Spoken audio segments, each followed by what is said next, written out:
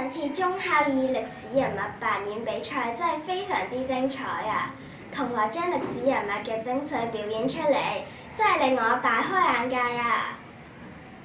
係啊，我而家仲回味緊嗰日嘅比賽片段啊！你唔使回味住，因為今日嘅中文科校園電視台就準備咗當日獲得冠軍嘅班別嘅比賽片段，俾大家重溫一次。好啊，咁大家一齊去片啦！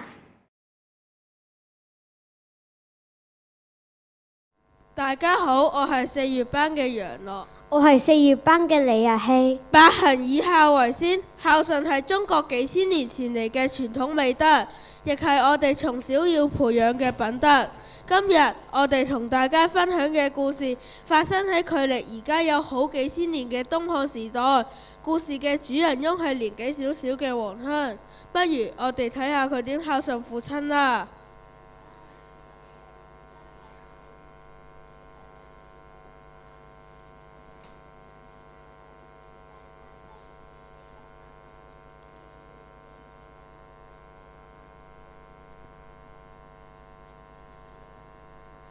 自從娘親離去之後，黃香就協助父親打理家務。當父親喺田裏工作嘅時候，黃香就負責煮飯，減輕父親嘅負擔。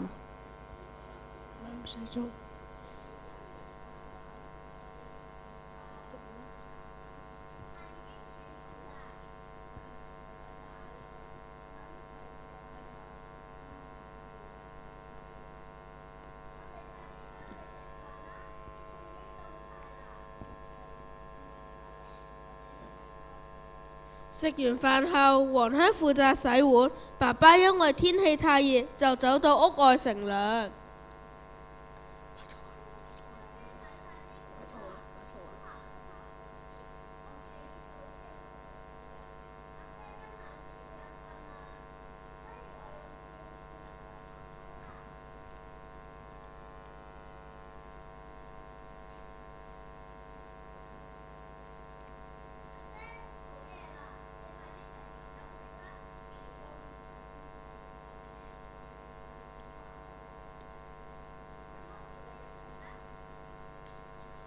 冬天到啦，黃香擔心爸爸因為太凍瞓唔着，於是趁爸爸上床之前，瞓喺張床鋪上面，將床褥瞓到暖粒粒。不如睇下佢哋發生咩事？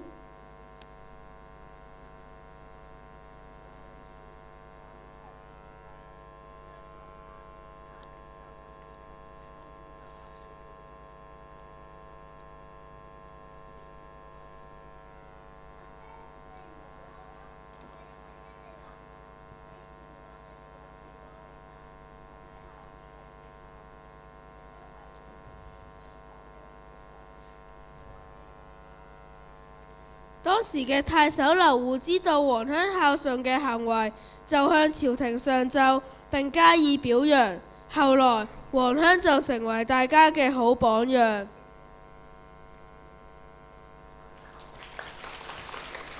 善奉養者不必爭收也，善攻服者不必感受也。以己之所有盡是其親，孝之至也。多謝大家。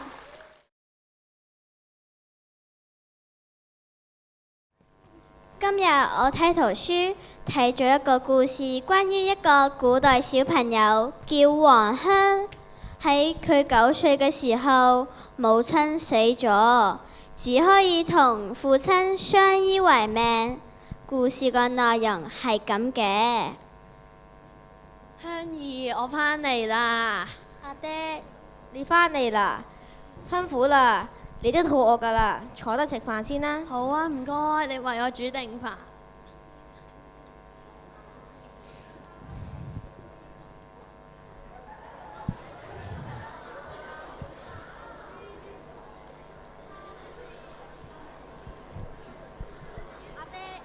阿爹，你攰啦，上床休息啦。好啊，唔該。哇，好凍啊！張床好舒服啊！時間過得真係快啊！咁快就到咗冬天啦！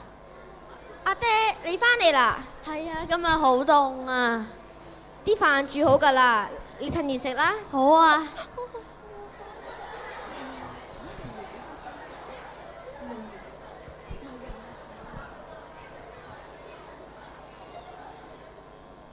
我食飽啦，我去瞓先。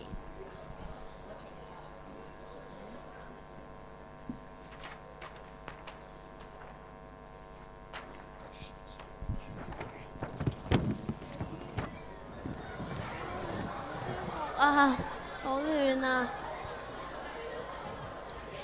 點解黃香要喺佢父親瞓覺之前喺佢個床度咁樣做呢？哎呀！咦，點解我會喺呢度嘅？咦，佢咪就黃香咯？等我而家即刻問下佢先。你好啊，黃香，我叫可愛啊，係來自未來嘅小朋友。我想請教下你，點解你要喺父親瞓覺之前喺佢個床度靜雞雞咁做咗啲嘢嘅？哇，你咁犀利，嚟自未來，可愛其實係咁嘅。阿爹為咗養育我，所以每日辛勞咁工作。每一日當佢返到屋企，我都會為佢煮定飯。而夏天就好熱，所以我咁樣做可以令佢張床涼啲。而冬天就好寒冷，我幫佢暖定張被就可以令佢張床暖啲。我所做嘅嘢就係因為希望阿爹可以瞓得好啲。黃香，你真係孝順啦！我哋嘅小朋友真係要向你學習一下。咁你哋未來人係會點樣孝順父母㗎？咁我哋真係要問下我哋嘅小朋友啦。邊個同學想分享一下嘅請舉手。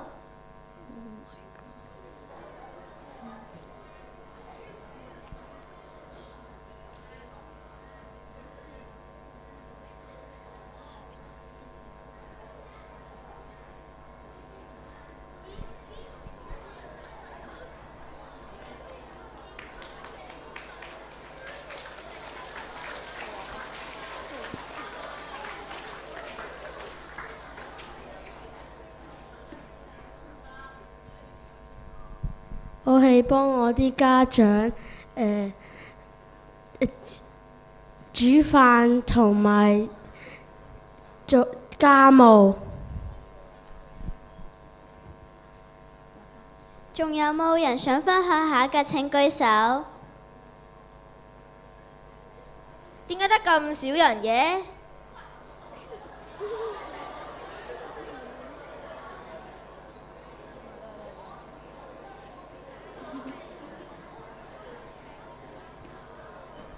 我有陣時就幫我媽咪做下家務，有陣時就幫咗隻狗沖下涼啊，有陣時就落去買下嘢啊，買下餸嗰啲咯。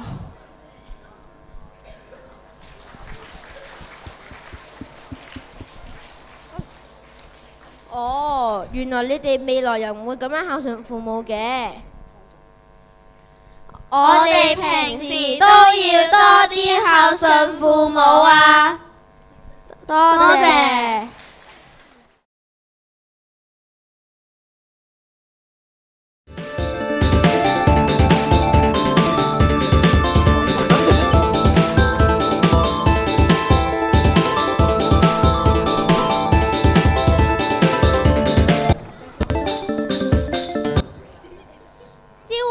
眾神在殿堂內歡聚一堂，慶賀得到一件無價之寶和氏璧。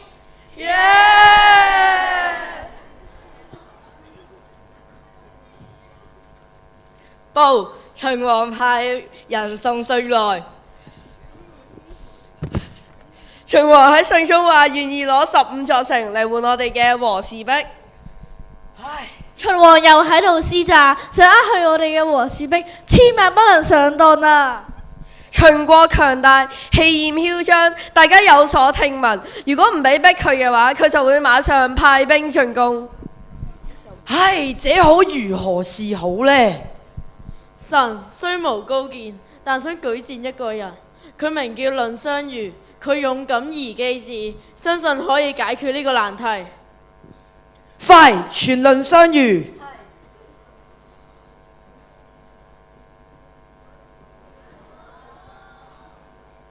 聽老臣舉薦話你足智多謀，唔知呢件事你有咩睇法呢？我願意帶住和氏璧去到秦國。如果秦王肯交出15座城，我就會將和氏璧交俾佢。但係如果佢唔肯交出15座城，我一定將個和氏璧帶返去趙國。嗰陣時秦國利屈就冇動兵嘅理由啦。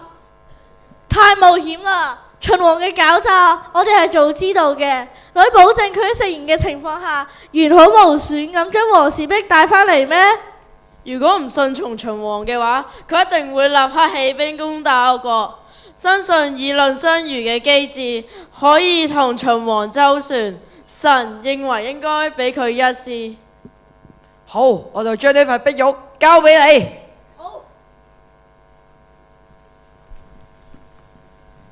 秦王宮內殿堂豪華，充滿住秦王與眾臣嘅歡笑聲。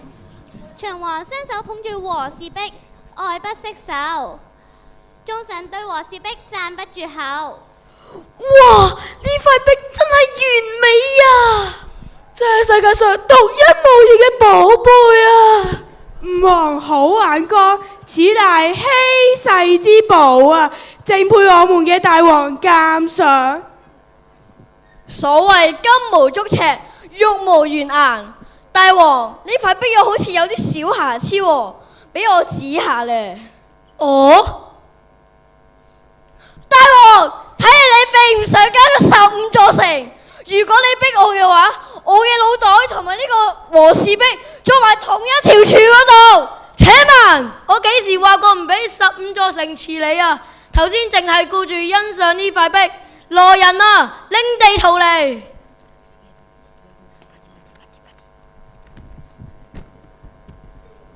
和氏璧乃無價之寶，為隆重其事，請你齋戒5日。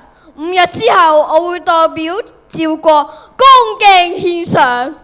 唉，好啦，就5日後啦。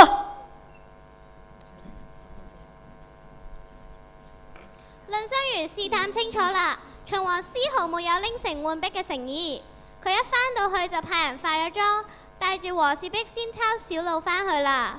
5日後，倫雙魚嚟到秦王宮。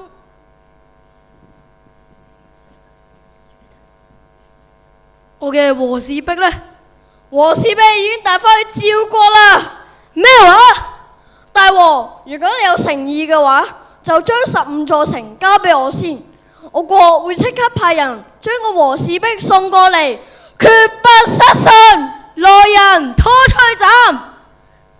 大王，就算你殺咗我，恐怕天下嘅人都會笑話你係一個唔講信用嘅人。唉，下去吧。倫雙魚完好無損咁樣將和氏璧帶回咗趙國，呢個就係完璧歸趙嘅故事。倫雙魚就算拼上性命，亦都要為國家。佢真係一個好忠心嘅歷史人物啊！我嘢跌咗，我知啊，跌咗嘢啊，跌咗個地圖啊，地圖啊！多謝大家欣賞。睇完大家嘅精彩比賽片段，我決定要練好説話同埋表演嘅基本功。咁下次上台表演嘅主角仲唔係我？好，期待你喺台上發光發亮。今日嘅時間差唔多，下次再同大家分享更多中文科嘅資訊啦。拜拜。